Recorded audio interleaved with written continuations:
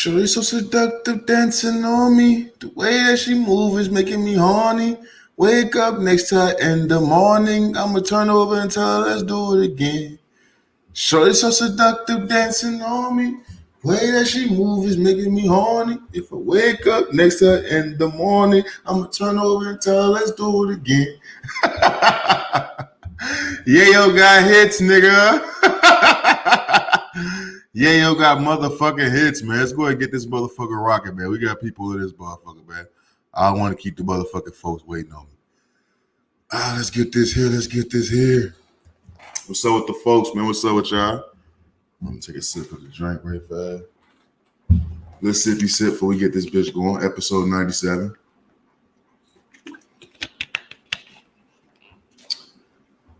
All right, let's get this motherfucker rocking, man.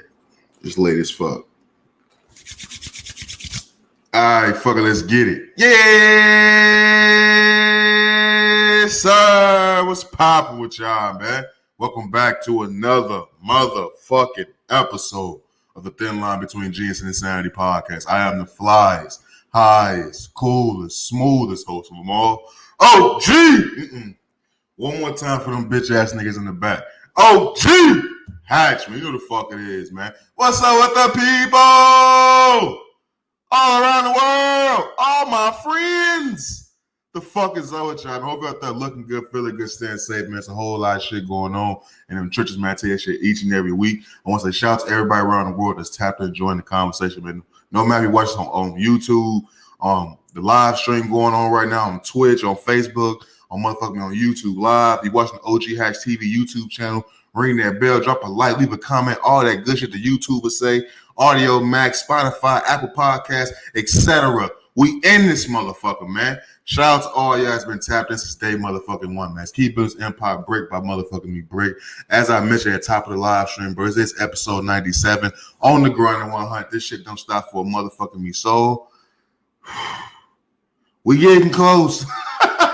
We getting mighty motherfucking close to 100 episodes, bro. The grind is almost motherfucking me over, man. I'm not gonna lie to you, bro. The closer we get, the more fucking anxious and nervous I get, just because I know the ideas and the things I have in store for you guys during phase 2. So the closer we get to wrapping up phase 1, man, it's just I'm getting the jitters type shit, bro. I ain't gonna fake it. I'm getting the motherfucking me jitters, bro. I ain't gonna hold you. But it's a live show on the motherfucking me docket, bro. It's a live show on the docket. We got to talk about Caleb Swanigan dying at age 25. I talked about him a few times on this podcast, so it's crazy to see he passed away at such a fucking young age. Former NBA player.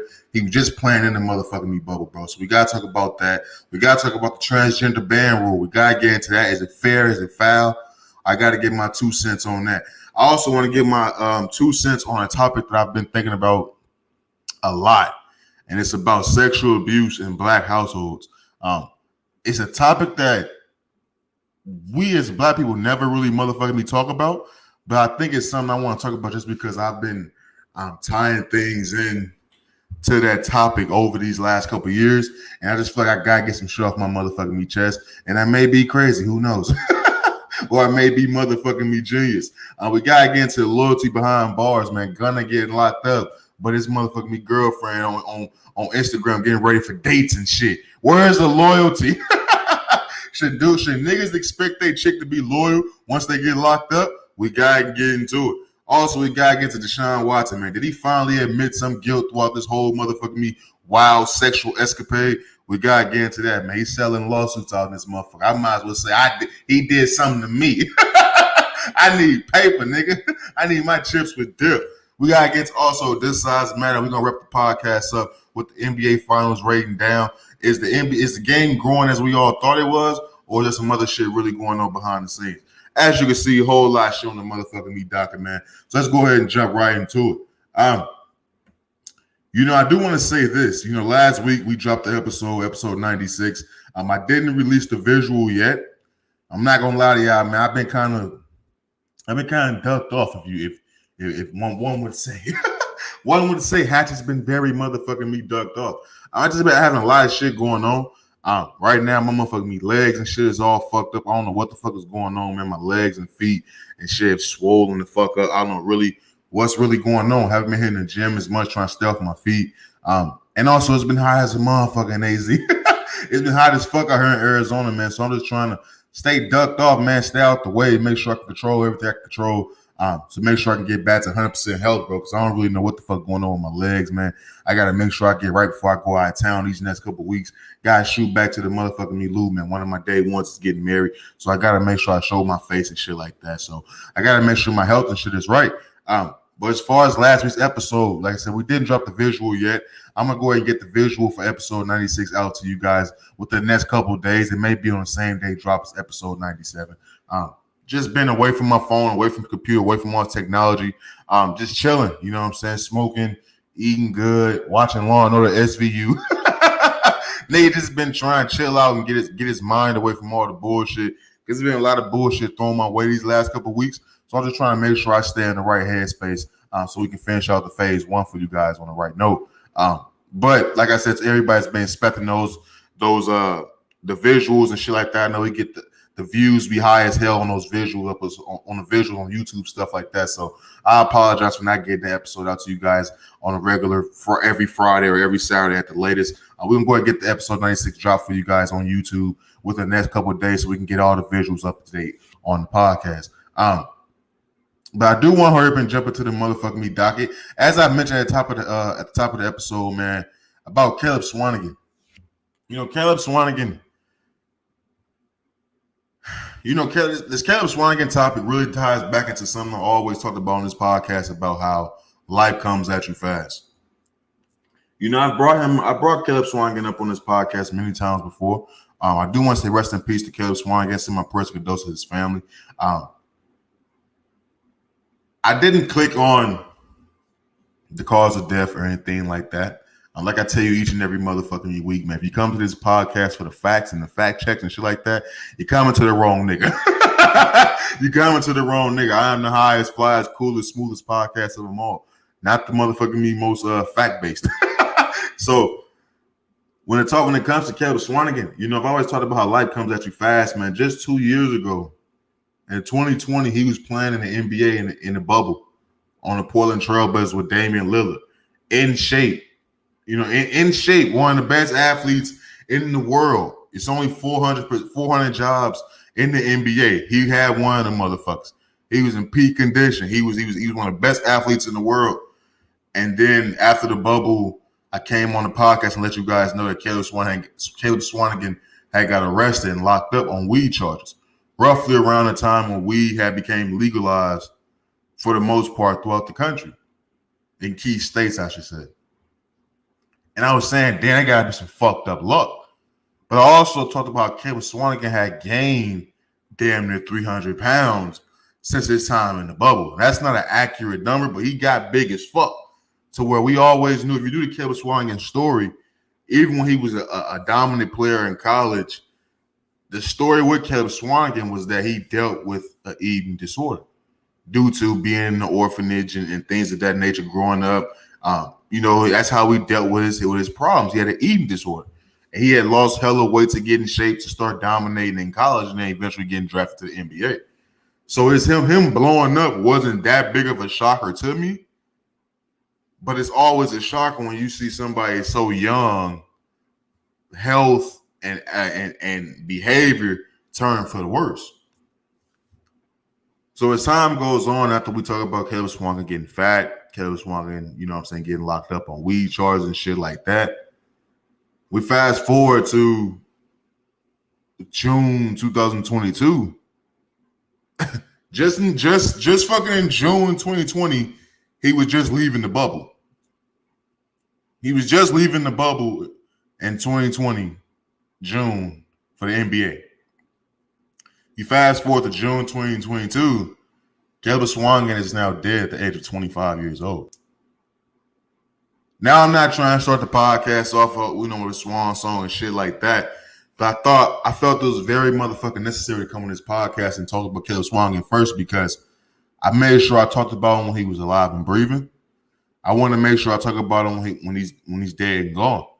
And I also want to make sure it's another reminder for all the friends of the show. This life shit will be over real fast. like real fast. Like you can't control that. What you can control is your day-to-day behavior, your day-to-day attitude, your day-to-day activity.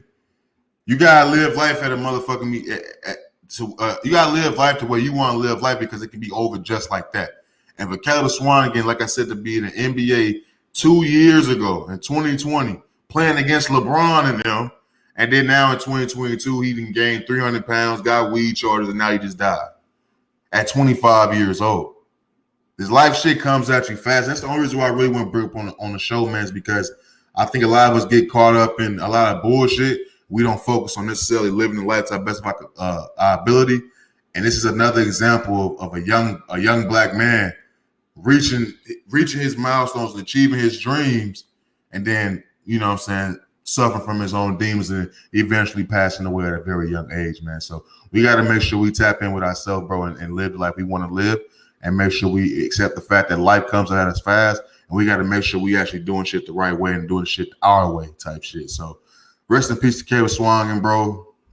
It's fucked up. 25 years old. I'm 26. And I'm saying rest in peace to niggas that's younger than me. Come on, man. Come on, man. That shit is crazy. But moving on. You know, I want to get into a topic that we've talked about on this podcast a lot lately. About this whole transgender shit. If you've been tapped in since day motherfucking me wonder, you know, transgender, the transgender topic has been one of my favorite topics on this podcast.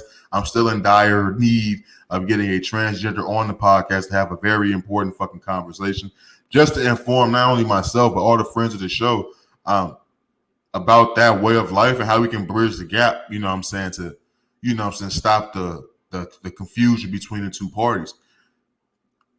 But the news came out. We've been talking about the Leah Williams, I believe, was the transgender swimmer who won the NCAA gold medal and shit like that, and made history, I should say, of being the first transgender to win a women's, you know, gold medal or some shit like that.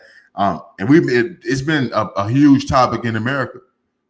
And I've come on this podcast many times to say how I thought that was cheating. I thought that shit wasn't fair to the natural born women who was competing in those events. Well, there's just been breaking news about how the committee has agreed to ban transgenders from competing in those competitions with natural born cisgender women.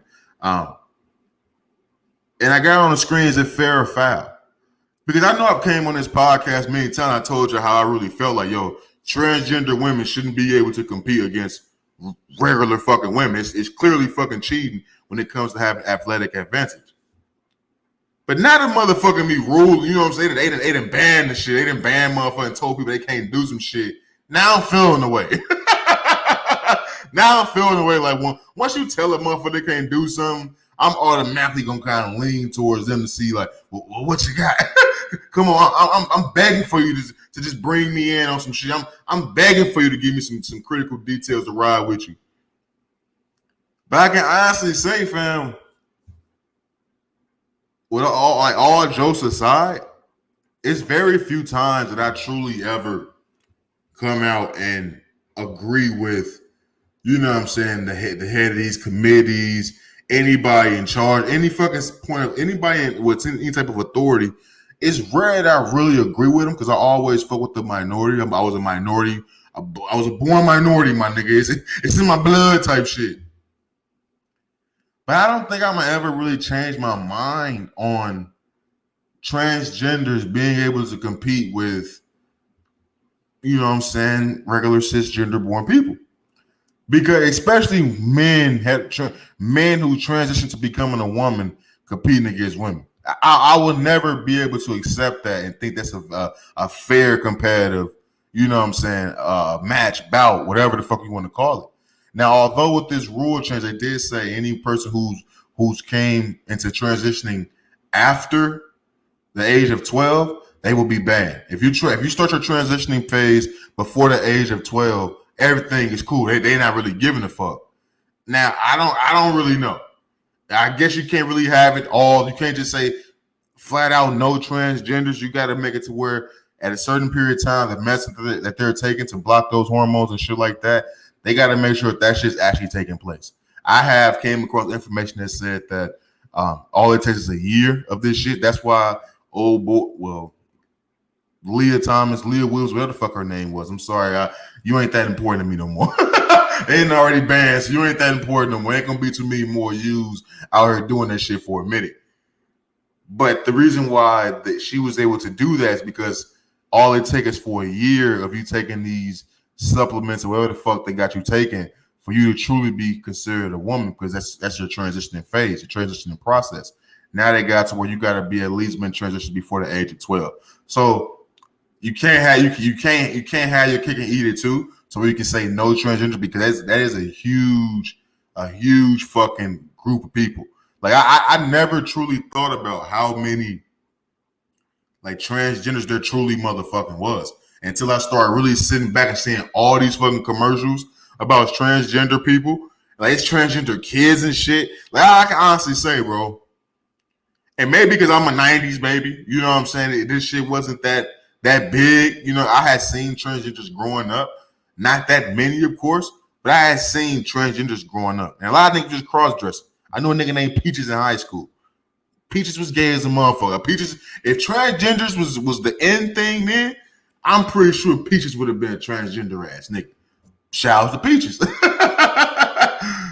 But I truly never seen transgenders like that growing up, to where I would have known that would have been a large population of people. So when I'm seeing all these commercials about little kids being transgenders and shit, when I first seen this shit, it took me back. You know what I'm saying? But the more I see it, and me living out here in Phoenix, to where transgenders it's a lot of fucking transgenders out here in Phoenix. I slowly but surely start to understand, okay, maybe they should make the rule to where once you transition at a certain age, because they transition early nowadays, bro. Like it's kids literally out here being transgender. So at a certain point in time, you can't just cancel everybody out that's transgender, but you got to make it to a point to where it's as balanced and as fair as it can possibly fucking be. You can't have you can't have somebody that's been a man for 22 years and then transition for 6 months and now he a fucking woman. You can't have that.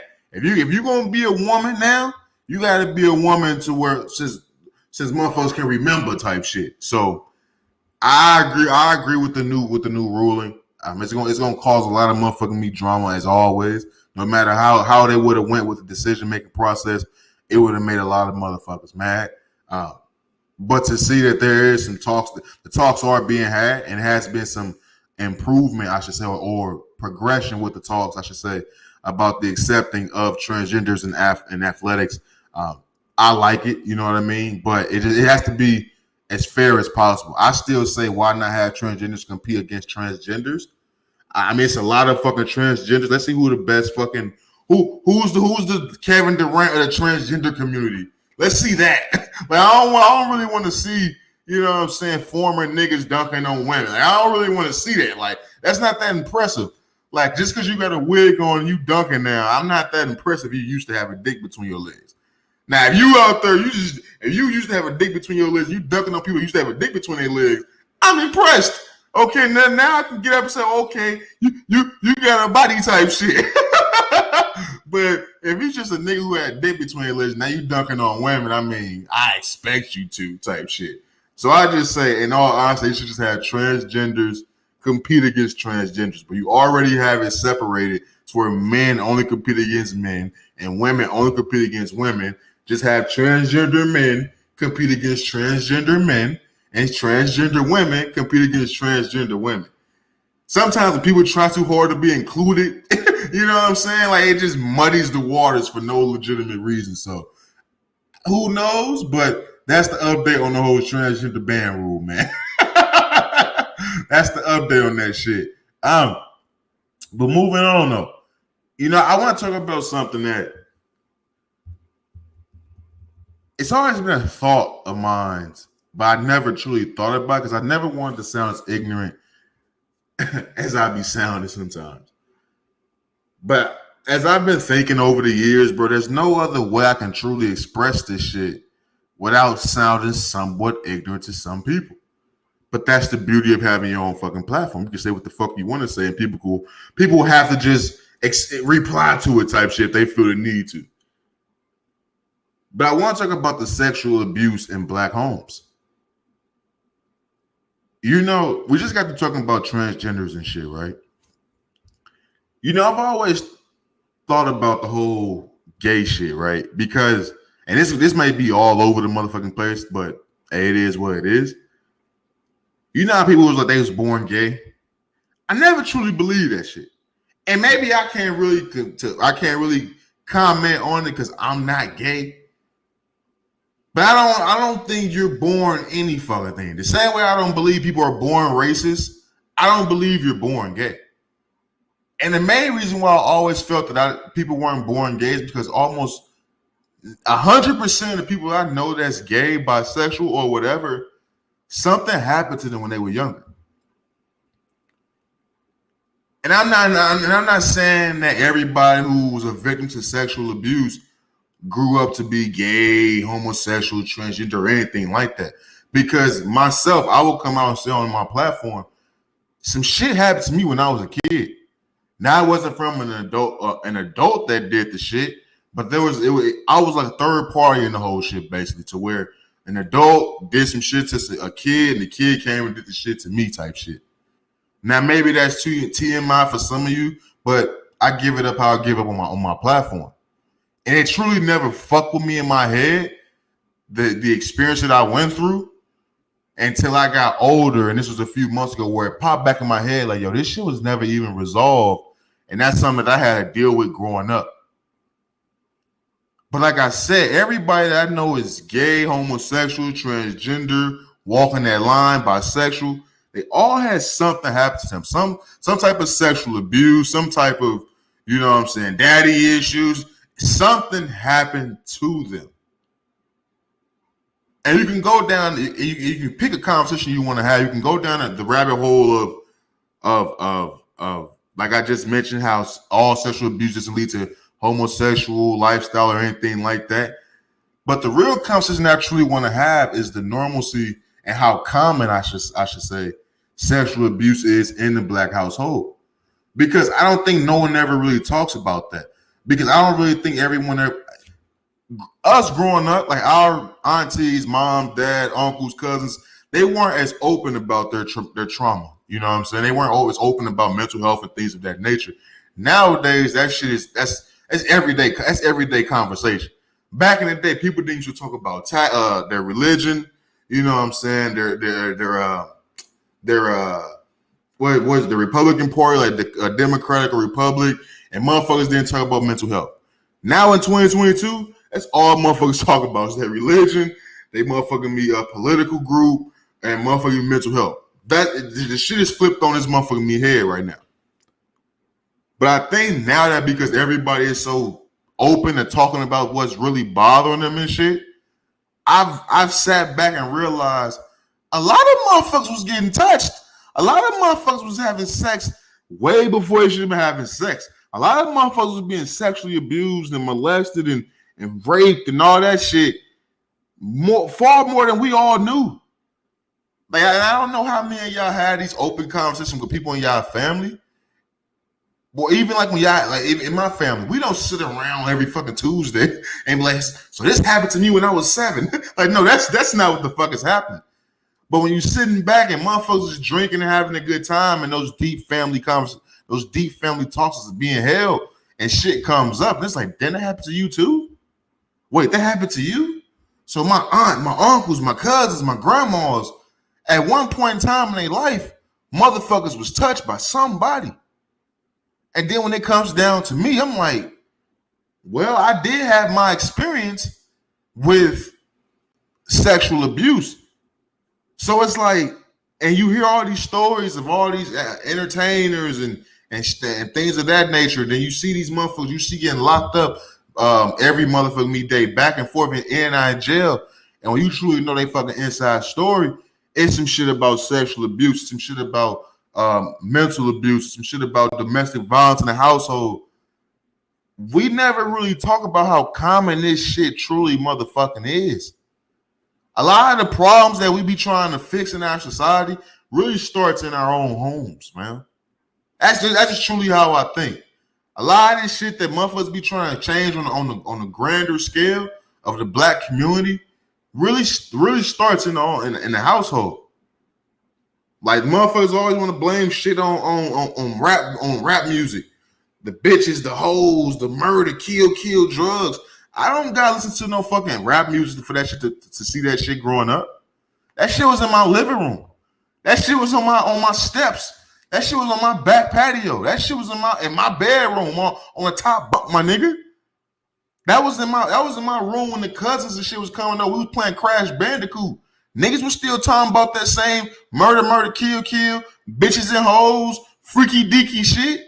I don't need to hear a fucking 808 beat to get that shit in my lifetime. That shit started in my own household, bro. That shit started in my own living room. So a lot of this shit, when it's like motherfuckers is pointing the finger at where this shit be coming from, all this sexual abuse, all this calling women bitches and hoes, all this calling black people niggas and all that shit starting in the household, fam. And that we always know how common that shit is about us calling people niggas and all that, and men degrading women and all that. We never really talk about how common sexual abuse is in our own households. And I'm not talking about motherfuckers got to come out and, you know what I'm saying, out themselves or nothing like that and do the whole victim shit. Because I don't look at myself as a victim or no shit like that because my shit is so weird. My shit is just such a weird motherfucking situation that happened that I don't even feel comfortable calling myself a victim. But I do feel comfortable identifying with that situation because it happened to me when I was in first or second grade, living in Pine Lawn. Like this shit happened to me.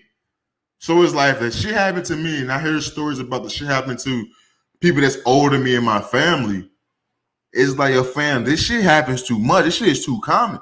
So when you see all these people growing up talking, you know, and experimenting, let's just say experimenting with their sexuality and things of that nature, I would never be one to believe they was born like that. I would never believe that. I would never believe that. It never shocked me when the dude that grew up around all the girls ended up gay. That's what he knows. All he knew his whole life was a man coming into the picture of all the people that he loved and showing love and caring for them. So that's what he wanted. It doesn't surprise me. And vice versa. When a woman sees, when she grew up around all boys, it never surprised me when she like licking pussy. It shouldn't shock you. It don't shock me. So it doesn't shock me when I see somebody who's been a victim all their life of sexual abuse growing up. Their childhood was taken away from them when they was younger. It doesn't shock me when they get older and they dabble into whatever they dabble into. Now everybody dabbles into becoming a fucking, you know, sexual abuser themselves. But when people become homosexual, when they become bisexual, they become transgender and things of that nature, I've never been the one to think that that's because they was born like that. No, let's really have a conversation. When you have a conversation with these people, do you realize at one point in time in their life, motherfuckers was getting touched. Motherfuckers was experiencing either physical or mental or emotional abuse. And that shit is quite common in the black household. And I'm sure it happens in the white household, the fucking Chinese household, the Mexican household, the Indian household. I ain't none of that shit. I'm black, my nigga. Look at my skin. I'm black. I can only talk about my people. I know the shit I was hearing when I was one of my homeboys in them houses. I know what them walls look like. I seen the holes in the walls, my nigga. Them same holes look like the holes in my fucking house in the wall. I've seen it. The same. It's literally almost the same story in almost every black household. And we never truly sit back and talk about the commonality between those stories. Motherfuckers always try to talk about the differences. And we never gonna get nowhere as a people if we don't actually just sit down and fucking accept that what we do have in common and build from that. Should it be treacherous? Should it be treacherous? But moving on, man. You know, I want to get into loyalty behind bars. there's for some reason there's this stigma. There's this way of thinking, I should say, for niggas when they get locked up, they expect their girl to be loyal. They expect that girl not to get that pussy up. Now, as somebody who's openly admitted on this podcast, on this platform, for all the police to hear, for any DA to hear, I'm not going to jail. I'm not doing no time. Take that, and you can take that to the bank and cash it. Hatch ain't doing no time. Hatch either tapping out or Hatch is on the run. It is what the fuck it is. But as somebody with that mindset, that way of thinking, I've always said to myself, if I ever were to get pinched, I hate when niggas use that term pinched. If I ever were to get pinched and I had to do some time, there's no way in my mind will I truly believe that my girl would just not do shit while I'm gone. I don't care if I'm gone for 2 weeks. I didn't watch too much paternity court, couples court, Steve Wilkos, and Maury to think shit is gonna be alright if I'm out the picture for 2 weeks. I done seen way too much shit on them shows. But there's not a thought in my mind that my woman will be faithful. Now, I'm not saying that there's no women out there that will be faithful. I'm not saying that. But I would be surprised and I would be grateful if that happened for me. But it's the first thing you got to think about as a dude, you can't put yourself in a situation to be out of the picture in the first place. You can't. You got to be present in the moment if you want motherfuckers to be loving you and having affection for you. You can't take yourself out the picture and think motherfuckers still finna be riding and dying for you. That's one. Two, motherfuckers got needs, brother. These women got needs. The same way niggas got needs, women got needs too. Women be wanting to fuck. Women be wanting to fuck, brother. They not finna wait on you. You got 9 years. That pussy is hot and ready. Little Caesars edition. That pussy is Little Caesars edition, my nigga. Hot and motherfucking ready. So me personally, I can't think my woman will be faithful. I'm not gonna say she don't love me, no shit like that. I'm not gonna say how she can go fuck whoever she want to fuck and I'm gonna be cool with it. I'm not saying none of that. All I'm saying is I would expect it. And if it didn't happen, I will be forever grateful and surprised. So you got this clip going around, people talking about the Bailey girl. I don't know which one it is, Chloe or Haley. Really don't know much about the Bailey girls. Just know that they've been popping and have stirred up a lot of controversy for shaking their ass on the internet these last couple months to a year. Apparently, one of them is dating Gunna. I've come on this podcast and talked about how Gunna's facing the RICO charges with the whole YSL shit. He luckily may be one of the only ones who can get out of that whole shit, but it's a fucking RICO. Not a Fed RICO case, but it's a state RICO case. They still got a high winning percentage with those RICO cases, bro. Still in the 70 to 80% conviction rate with those RICO cases. So Gunna is in some shit by all means. Don't get it twisted. But we all know Gunna's facing some time. And the clip is going around with the Bailey girl getting ready for a date. And this guy, and motherfuckers is hot. I don't know why people are hot. He's in jail, buddy. Like, he's not going nowhere. He's booked. That he's looking at 4 walls and a cot right now. That's what he's looking at. He lucky he's not out here in Phoenix where they got Tent City. Tent City, my nigga. Where you outside in the desert in a tent. Yeah. He lucky he not dealing with that. But you got everybody going up in arms about her getting ready to go on a date. Bruh, ain't no love in these streets, my nigga. Bruh. Lori Harvey just left Michael B. Jordan. He's a Freeman. He's a fucking Freeman. He's a Freeman. Gunna's in jail facing a RICO. Yo, my nigga. You need to be happy she moving on with her life. You should be you should have been ashamed that she would have threw her life away and been waiting on you.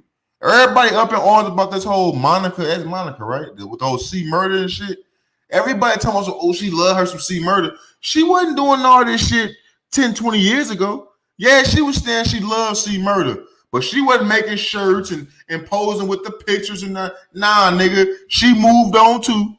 That shit just didn't work out. Now she coming back to C Murder. She know that nigga still gotta love her. He ain't going no fucking work. He ain't seen no ass. He gotta love her still. But the facts is the facts. He went to jail. She moved on. She fucked and sucked other niggas. She loved other niggas. She met other mothers-in-laws and shit like that. That happened. So it always blows my mind when niggas really think that women is gonna stay with them, or not stay with them, but not get touched and not be dealt with when these niggas go to jail. Nigga, they cheating on you when you was just at work. When you was just at your 9 to 5, they was fucking. Now that you and motherfucking me, Boonville, Indiana, fucking me scraping rocks and shit for 12 hours a motherfucking day for 12 cents. You think it's not a nigga like Moore blowing that bitch back out? What you think what? You think I'm gonna turn that down?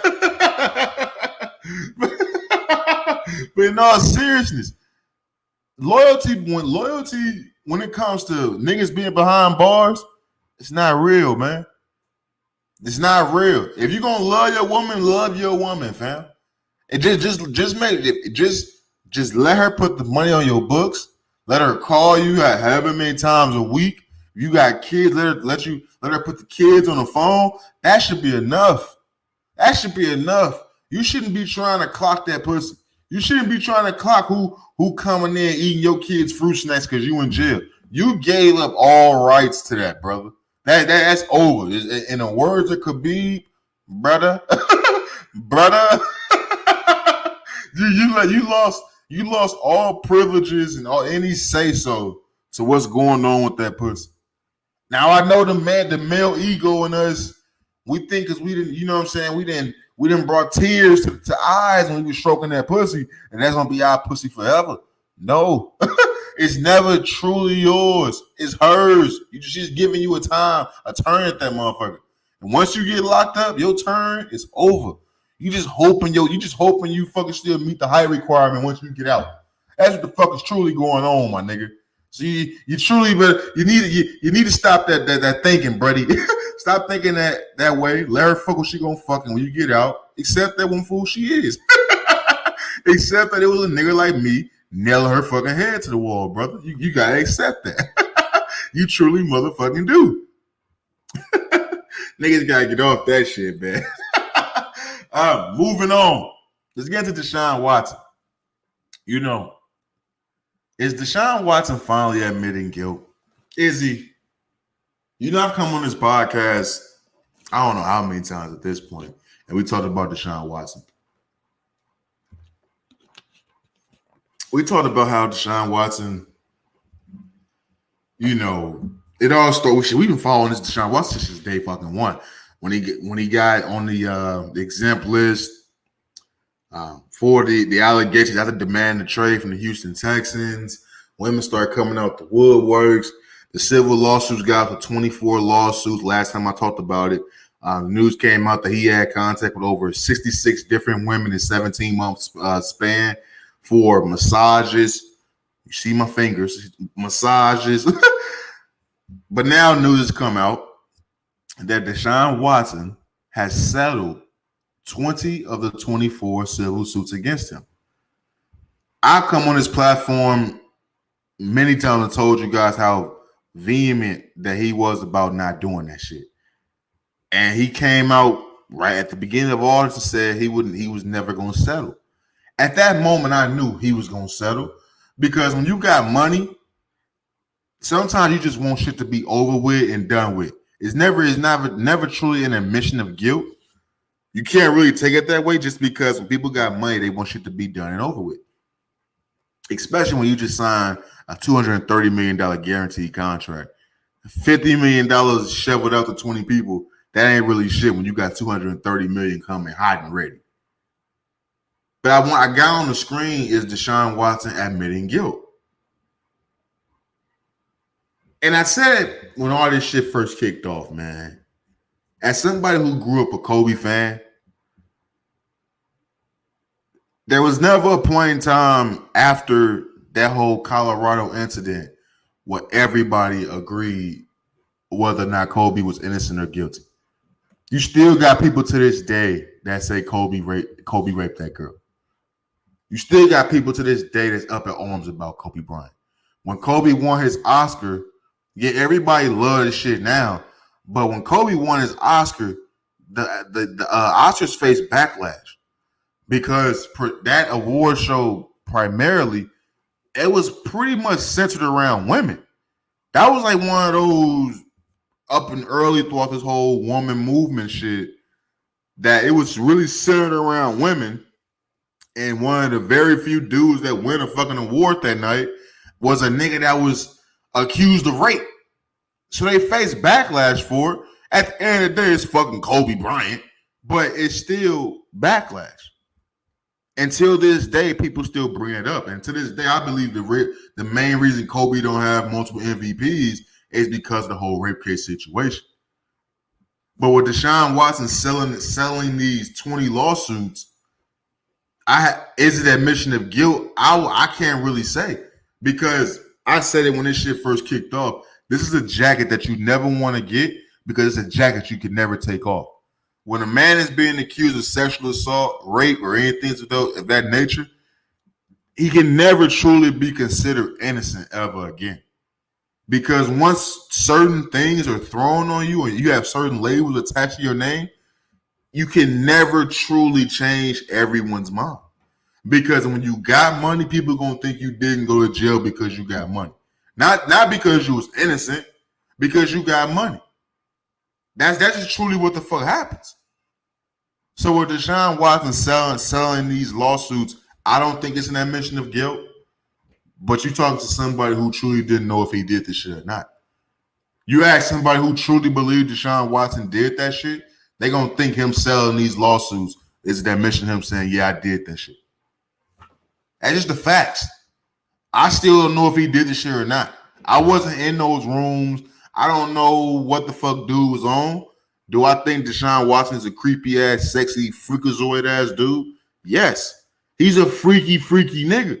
The nigga was playing love and basketball with Mia Khalifa back in the day. This isn't shocking. This isn't shocking. When you're doing love and basketball skits with porn stars, you're a freaky ass dude. So I'm not surprised that Deshaun Watson is in this situation. Not that all the facts is out, but I don't know if he is what they trying to paint the picture of him being. I don't know if he's that. It don't look good for him at all. I can't be his homeboy. I wouldn't want to be playing 2K with the nigga. I wouldn't want to pull up the Chick-fil-A with the nigga. But it's fucked up. It's a fucked up situation on no matter how you look at the shit. Now, my main question is, if you settle any case, if you settling any cases, right? This is my only thing about this shit, and I'm gonna move on, and we're gonna do a wrap up of the NBA shit before we get a part and then talk about the size matter and shit like that. But before I say this and move on to this whole Deshaun Watson shit, you had 24 civil cases lined up against you. Why would you only settle 20 of them? What about these other 4 made you say, nah, I ain't paying these bitches nothing? Like, what about those 4 cases? That's why it's really a real question about, is he admitting to some type of guilt? Because I would think if I'm settling anything, I don't give a fuck if I got 100 cases against me. If I'm settling one case, you might as well settle all 100 of them motherfuckers. Because if you're gonna settle a case and you're admitting at least something in that situation was fucked up, you're agreeing that you feel that the other party deserves some type of compensation.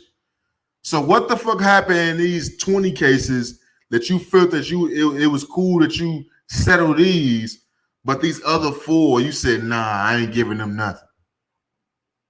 Because like I told y'all, he contacted 66 women in the 17-month time frame. Not all 66 women were trying to sue dude. Some of those 66 women came out and said, yeah, we had some consensual sex. Like, yeah, we fucked and shit after that. Like, I'm cool with that shit. And obviously 24 of them was like, nah, this shit ain't cool. Something happened. So it's like Deshawn Watson, bro, I don't get it. I get waiting until now to make a settlement.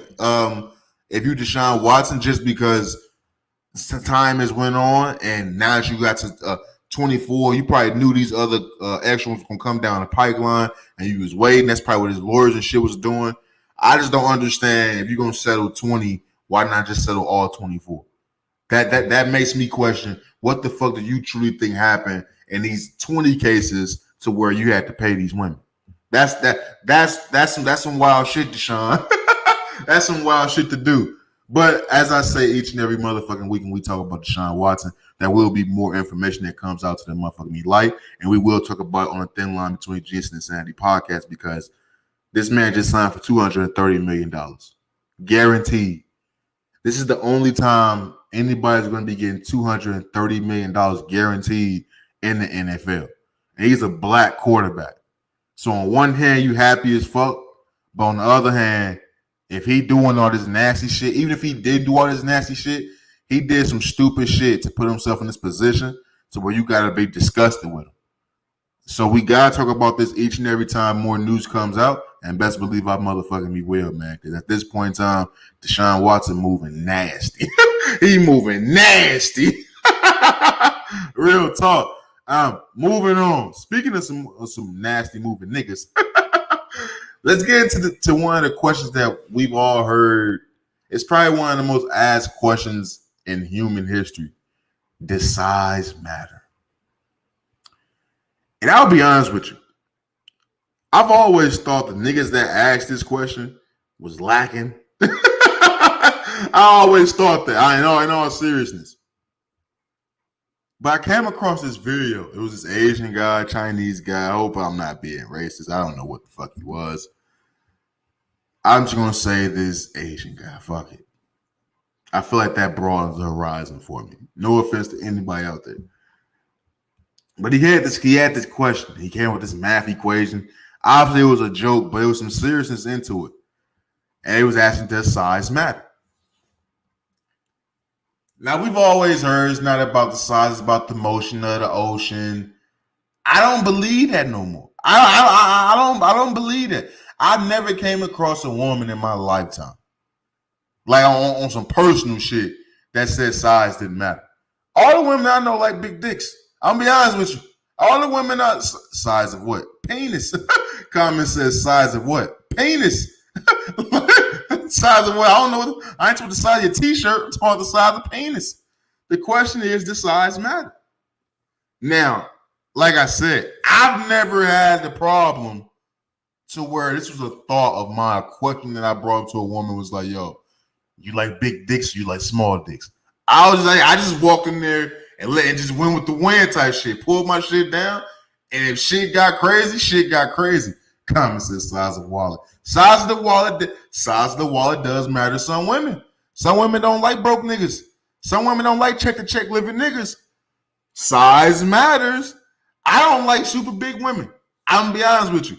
If she big and she got some ass, we in there. But if she just big, I don't like her. Size matters. Size matters.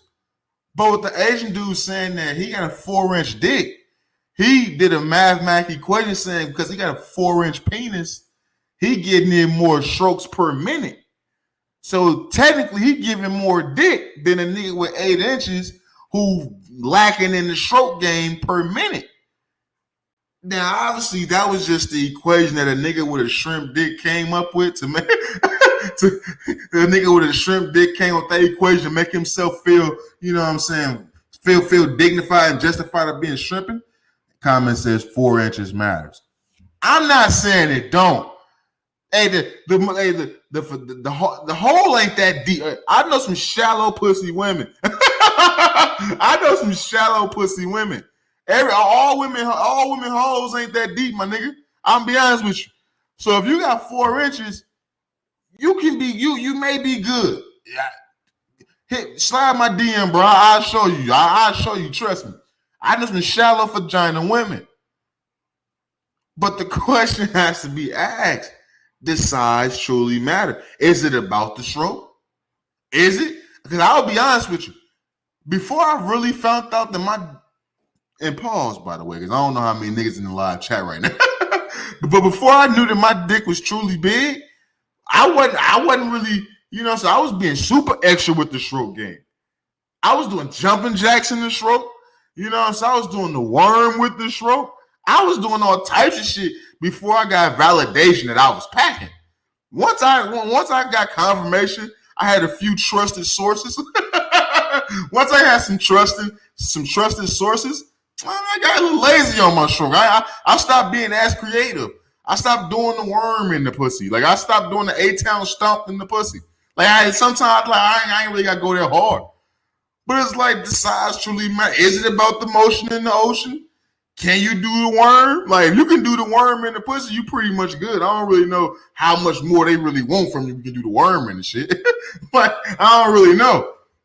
But it's like, as I seen this video of this dude talking about the size matter, I'm like, yo, only niggas who truly ask that question is niggas who's lacking confidence in a certain department. And I'm gonna say this for all the friends of the show, all the male friends of the show. Look, man, I'm gonna take my glasses off of this, but I'm gonna be serious with y'all for a second. How can I put this? To all the male friends of the show, man. Oh, let's take this on the screen. For all the male friends of the show, look, man. If your dick ain't big, brother, it's okay. Oh, pause. I don't give a fuck. But it's okay. They got all types of shit out right now, man. They got honey packs, they got blue chew, they got 4 hams only. They got all types of shit, bro. They got ads everywhere, my nigga. If your dick ain't working how you think it should be working, just do some research. Like, stop jacking off for a while. Like, there's ways around it, my man. It's like, you ain't gotta be so fucking down in the dumps, bro. Please don't. Like, please don't kill yourself because you think your dick ain't working, bro. Trust me. Please don't. Comment says, I don't know if size matters, but that broke men apparently are the only ones giving orgasms.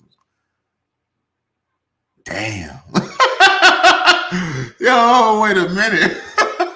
All right, okay, so comment says on the screen, man, I don't know if size matters, but the broke men are apparently the only ones giving orgasms. I mean,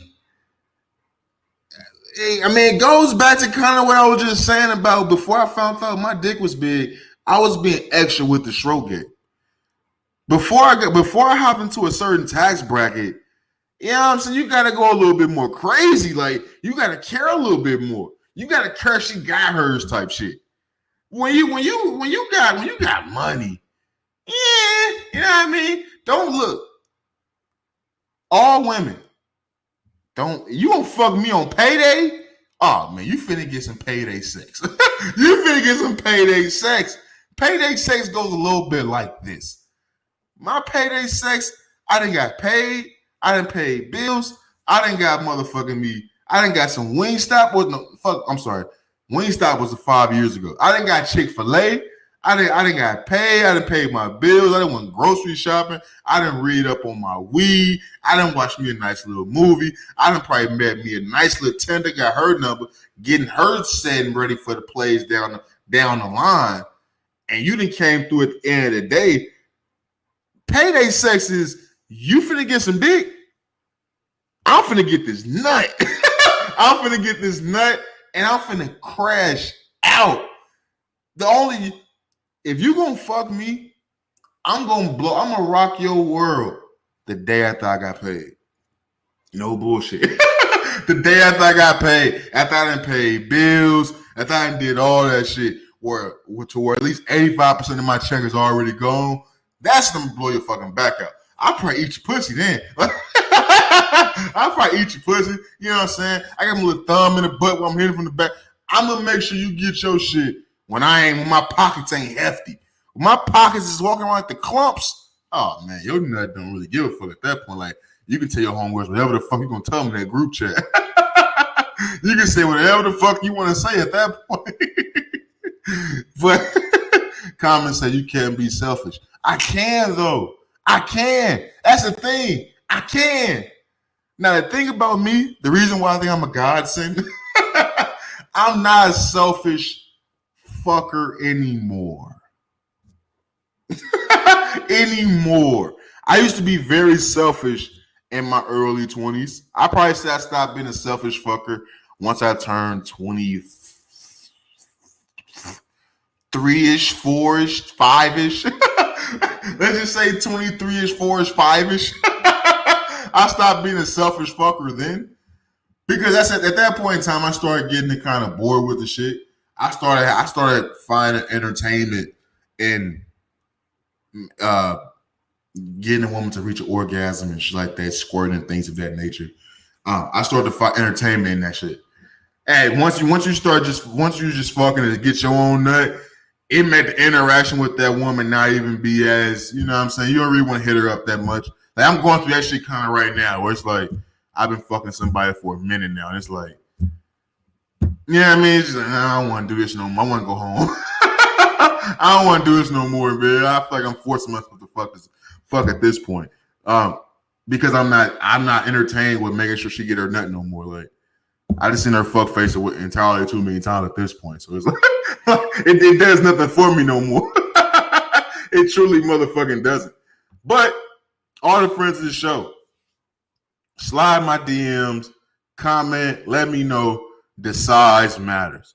Women, all lady friends of the show, you want to, how big is too big? How small is too small? I know some women that say 4 inches is cool. Like real shit. Like I've had a conversation with women, they said 4 inches is A-okay. They loving that shit. They love the 4 inches. I know some women that say 9 inches is too big. They don't like the shit. They don't like the pain with the shit. To each his own. Like I say, I know some shallow pussy women. Like they in the 3 feet, they in the 3 feet deep part of the pool. Like they shit not that deep. You can't even fucking jump in that shit. You're gonna sprain your ankle type shit. So like every woman is different. All lady friends of the show, let me know, the size truly matter. Are you really just worried about the stroke? Are you worried about if he hitting the G spot? Are you worried about that? As long as he gets you right for him, as long as he can last, is that all that matters? As long as he can last for a certain amount of time? Or does it really matter if he got a big fucking, you know what I'm saying, breeder? If he got a big breeder between his legs. I got a breeder, baby. I'm telling you, I'm going to shoot somebody club up real soon. I'm having dreams. All right, let me just, let me move on. I'm getting some weird shit. Let me talk about this real fast. We wrap this on up, man. We come up on an hour in this live stream. NBA Finals ratings are down. You know, the NBA is weird to me, bro, because obviously the NFL is still America's game. Those ratings are out the fucking wazoo. NFL runs America. Excuse me. And the NBA is growing more globally type shit, right?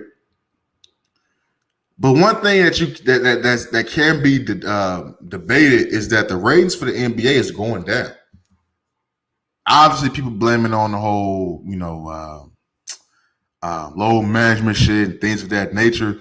But the finals is a different situation. Nobody's load managing. Nobody's really hurt that we can really talk about that in this year's finals. But this year's finals was down 19%, I believe, from the finals in 2019, prior to the pandemic. And it says a lot to me because the NBA to me was one of those things, one of those few brands that really tried to keep shit going throughout the pandemic. Like I looked at the NBA kind of like I looked at UFC. Like to me, UFC really thrived throughout the pandemic. They was the only ones who was really trying to travel and really was putting on live combat sports shows throughout the pandemic.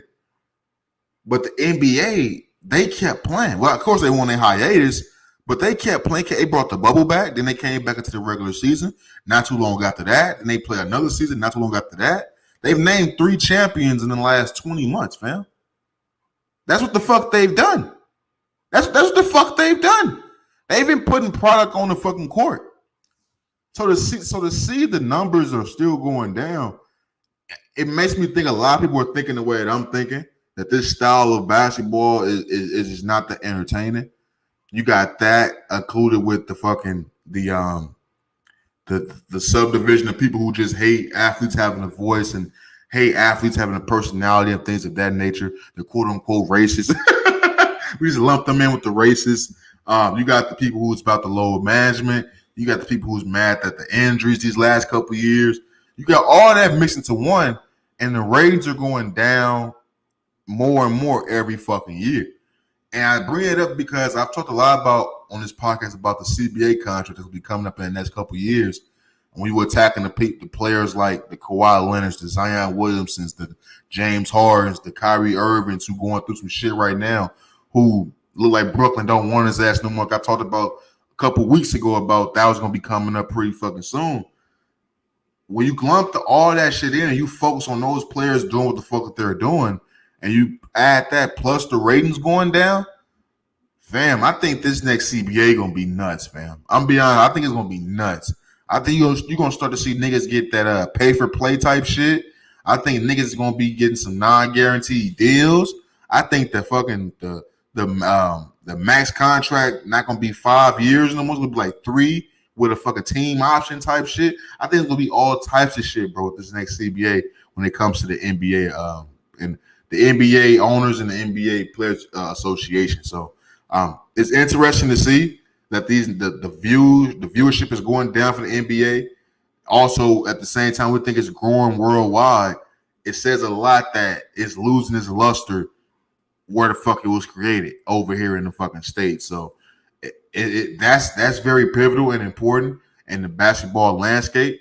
That's why you see all these foreign NBA players like the Nikola Jokic, the Giannis Antetokounmpos, the fucking Luka Doncic. You see these niggas come over to the NBA and they are best players now. And when you tie it into the game, it's growing worldwide, but it's not truly growing here in the States, really. It truly ain't. I feel like it's really been at the same level in the States for the last 10, 15 years. AAU ain't shit new. AAU is not new. So I really think the basketball scene has been the same in the States for a long time. And that says a lot about the viewership of the game and the style of the motherfucking game as well. Comment says Jokic and Doncic are my people. Them niggas is nice. I felt with them, you know what I'm saying, just because I knew somebody was with that whole Slovene shit. You know what I'm saying? I want that. That's like my in a multiverse somewhere. I'm one of them Slovenian ass niggas, man. I'm a Slovenian ass nigga in the multiverse somewhere, man. I got me a little Slovenian family and all types of shit. That's how I feel about Luka and Nicole every time I see them. They're my peeps. Excuse me. They're my motherfucking peeps. Let me see, man. But honestly, I think we gotta keep our eyes on the NBA rating shit and what's gonna happen with that CBA, because I think it all goes hand to hand when you talk about how much money these players are gonna be getting paid. Let me see here. I think we talked about all the main things I want to talk about. Let me see what this comment says. Gypsy. No, damn right. Like in another life of mine, I'm a whole gypsy. I got me a gypsy family, some gypsy pussy, some gypsy food. I'm wearing gypsy clothes. I'm gypsy out. I'm gypsy the fuck out, man. You are a Bosnian. I don't know. Wait, was she Bosnian? Yeah, I think her friend was Slovenian. Yeah. So all that Slovenian shit I was saying, yeah, fuck all that. I'm gonna be Bosnian. I'll be a Bosnian dick slinker. A Bosnian dick slinker gypsy at that point. That's hilarious. But let me see, man. All the doc, we talk about the NBA finals, the size matter, Deshawn Watson, loyalty behind bars, sexual abuse, commonality in black homes, the transgender ban rule that took into effect. And also we talked about how Caleb Swanigan has passed away. Once again, rest in peace, Caleb Swanigan. Send my prayers and condolences to your family, man. Anybody who impacted in a positive way, I want to send my prayers and condolences to them as well, man. Gone too soon. life definitely comes at you fast, man. To be in the NBA and then to die at 25 years old, that shit is crazy, man. It truly is blowing my mind that Caleb Swanigan is fucking dead, man. So it was some friends of the show that sent me the article about him passing away, and it really blew my fucking mind, man. It truly motherfucking did, bro. So once again, rest in peace to Caleb Swanigan. Before I get out of here, I want to say, shout out to everybody that came in the live stream and tapped in and joined the conversation. Once again, I will be getting the episode 96 visual up on YouTube for you guys in the next couple of days here. Once again, I'm sorry for not getting the episode uploaded on YouTube. The audio did come out on time. I just didn't put the visual out. It was a lot of shit going on. Like I said, I'm getting my health and shit back right. But for this week, thank you everybody that's been tapped and joining the conversation. I truly appreciate all love and support. Let's keep building this empire brick by brick. And I just want to say, I know it's a lot of times I come on this podcast and I joke about certain things that a lot of people may deem serious.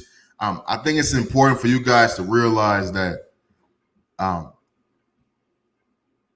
have to joke about a lot of shit to even discuss it, because a lot of times, man, when this shit be so serious, as somebody who deals with, depression and anxiety and mood swings, and primarily the mood swings, it really does a lot of damage personally to come on here and talk about a lot of that shit, fam. It doesn't take much for me to be fucked up. You know what I mean? It doesn't take much for my whole mood to be thrown off and for me to just want to be in the dark somewhere. So a lot of times when I come in here and I record these episodes, bro, I think I just want you guys to understand what I'm truly doing to myself to make sure I put this shit out for you guys, because it does a lot to my psyche to have to be in other people's business. It does a lot to my psyche to have to give my 2 cents about some negativity. You know what I mean? Because I truly try to stay away from all negativity, because I know what it can do to my mindset. So to come in here and keep doing this shit for you guys on 97 weeks now, 97 episodes, I just want to say thank you again, man, for whoever been sticking with me since day fucking one. All my first time listeners and my last time listeners. Shout out to all y'all. Shout out to all the countries around the world that this podcast has reached so far. Shout out to everybody that's been sharing it, commenting, giving the reviews, engaging on social media. Shout out to all y'all, man, because y'all really keeping my mind in a positive mind frame to keep doing this shit week in and week out. So I want to say I love you guys. We getting very close to episode 100, reaching our motherfucking goal. I will be doing a live stream show, probably like 2-3 hour live stream show for episode 100, or probably that weekend of episode 100, just to engage with the folks, man, and have some fucking fun. But as we get close to an hour and 10 into this episode, I want to say this, man, before we get the fuck up out here.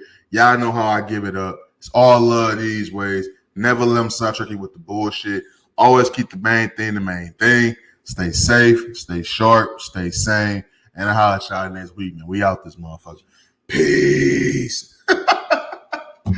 Yo, man. The size matter. I ain't gonna lie to you. My dick huge. My dick is Hugo. I don't give a fuck about size matter. I'm all right. And in the words of Kendrick Lamar, we gonna be all right. Nigga, we gonna be all right. I'm doing the worm in that pussy. I'm doing the worm. I'm belly dancing in that pussy. I'm knocking screws loose in that motherfucker. So as I got validation, my dick was big. I started slow stroking all types of shit. I ain't breaking a sweat no more. No more. Oh shit, we out this motherfucker, man. I'll try next week. Nigga, we gonna be all right.